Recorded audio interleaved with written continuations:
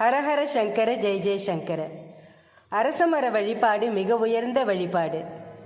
பெண்கள், ஆண்கள், குழந்தைகள்னு எந்த பாகுபாடும் இல்லாமல் யார் வேணால் அரச மரத்தை சுற்றி வரலாம், வழிபாடு பண்ணலாம்.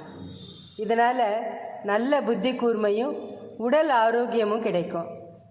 இந்த மரத்துக்கு ராஜவிருட்சம்னு ஒரு பேர் உண்டு. ஒரு நாட்டுக்கு அரசன் எந்த அளவுக்கு முக்கியமோ அந்த அளவுக்கு முக்கியமான சக்தி வாய்ந்த ஒன்று தான் அரச மரம்.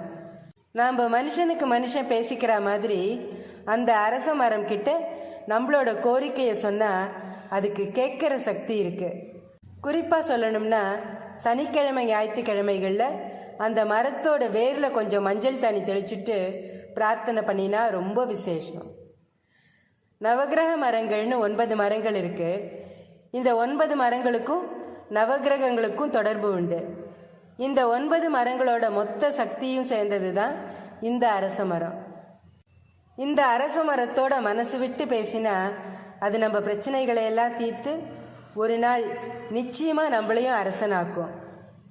மாதங்களில் நான் மார்கழியாக இருக்கேன்னு சொன்ன கிருஷ்ண பரமாத்மா மரங்களில் நான் அரச மரமாக இருக்கேன்னு சொல்கிறார்.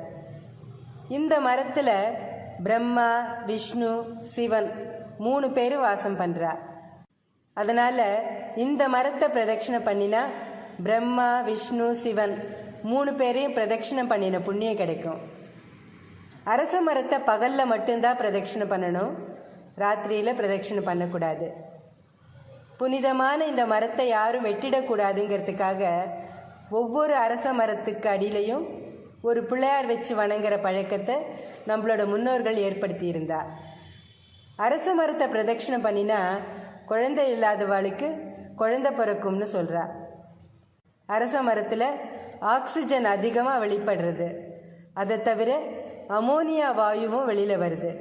நம்ம உடம்புலேருந்து கழிவுப் பொருட்கள் முழுசாக வெளியேற்றப்படணும். ஆனால் ஆக்சிஜனை போதிய அளவுக்கு உள்ளே இழுத்து சுவாசிக்காத பெண்களுக்கு கர்ப்பப்பையில் கழிவுகள் சேர்ந்து அடைப்புகள் உண்டாகிறது.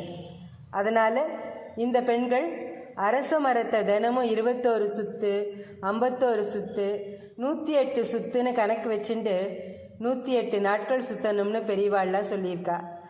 அப்படி பிரதட்சிணை பண்ணுறச்சு அதிக ஆக்சிஜனையும் அமோனியாவையும் சுவாசிக்கிறா. இதனால் உடம்புல இருக்கிற தேவையில்லாத கழிவுகள் எல்லாம் எரிஞ்சு வெளியேறிடும். இது மட்டும் இல்லாமல் கொழுப்பு, தேவையில்லாத சதை வளர்ச்சி, கட்டிகள் எல்லாமே கரைஞ்சிடும். நம்ம முன்னோர்கள் செய்ய சொன்ன எல்லாத்துலேயும் ஒரு அர்த்தம் இருக்குது. அதனால் அவள் சொன்னதையெல்லாம் நம்ம வாழ்க்கையில் கடைபிடித்து பலனடைவோம். ஸ்ரீ மகாபெரிவா திருவடிகளே சரணம். ஹரஹர சங்கர ஜெய ஜெய சங்கர. காஞ்சி சங்கர காமகோட்டி சங்கர.